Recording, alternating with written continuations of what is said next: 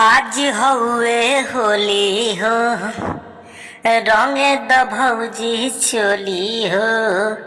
लाइल बानी भौजी हो, बाल्टी में रंगवा घोली हो। आज हउए होली हो, रंगे द भौजी चोली हो। लाइल बानी भौजी हो, बाल्टी में रंगवा घोली हो। भैया तोहारे आवताड़े, फागुन के सुतारे आवताड़े। केहू के डाले न दे हब हम, होली में भतारे आवताड़े। केहू के डाले न दे हब हम, होली में भतारे आवताड़े। तो नमस्कार दोस्तों, स्वागत करता हूँ आप सभी का JRC संगीत सीखो में। मैं आप सभी का भाई झमन दीवाना आप सभी के लिए लेकर आ गया हूँ बिल्कुल फुल और फ्री सॉन्ग। वीडियो को एंड तक देखिए। शिल्पी राज जी का गाना है, डुएट सॉन्ग लिखा हूँ। होली में बता रहा हो तड़े, ऐसे करके गाना है। तो विदेश से बता रहा हो तड़े, शिल्पी राज जी का जो गाना है, तो उसी ट्रैक पे मैं लिखा हूँ, होली में बता रहा हो तड़े। तो वीडियो को एंड तक बने रहिए, ठीक है दोस्तों। मुखड़ा आप सभी को सुनाई दिया हूँ। और जो भी सिंगर भाई हमारे वीडियो बनाए हैं तो वीडियो को लाइक करिए, चैनल को सब्सक्राइब करिए, ताकि जो भी वीडियो डालूं मैं आप सभी को सबसे पहले मिले। तो चलिए, जो भी सिंगर भाई पर्सनल सॉन्ग लिखवाना चाहते हैं तो कॉल करके लिखवा सकते हैं, बिल्कुल कम से कम चार्ज में। तो मुखड़ा आप सभी को सुना दिया हूँ। चलिए अंतरे को स्टार्ट करते हैं। चाहताड़ बाबू तो हके हम न गरियली, किचन में जो हताड़ बेला ना चलईनी।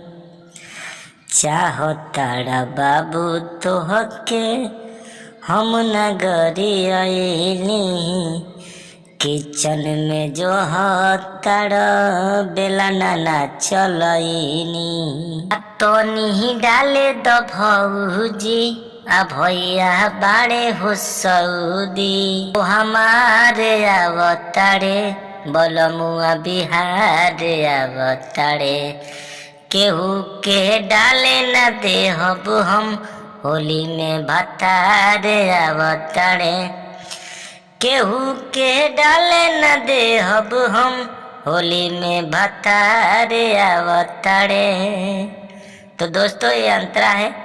तो चलिए, अंतरा पहला अंतरा आप सभी को सुनाई दिया हूँ। लास्ट अंतरे में आते हैं जिसमें हमारा नाम आता है झमन दीवाना। उस नाम को रखना है, बाकी अपना नाम कहीं भी एडजस्ट कर सकते हैं। तो चलिए लास्ट अंतरे को स्टार्ट करते हैं। उनका के कहले की बानी हो जहाज में, ओहे जब पिया होली मनी हो राज में। फोन करके कहले कि बानी हो जहाज में, ओहे जब पिया होली मनी हो राज में।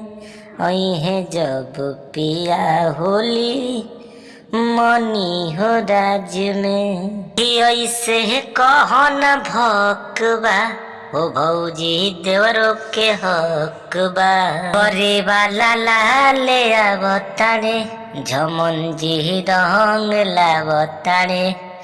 केहू के डाले न दे हब हम, होली में भतारे आवताड़े।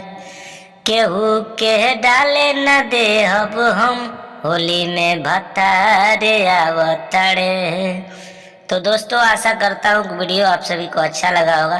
तो जरूर गाइए इस सॉन्ग को, ठीक है। तो जो भी सिंगर भाई पर्सनल सॉन्ग लिखवाना चाहते हैं तो कॉल करके लिखवा सकते हैं, बिल्कुल कम से कम चार्ज में।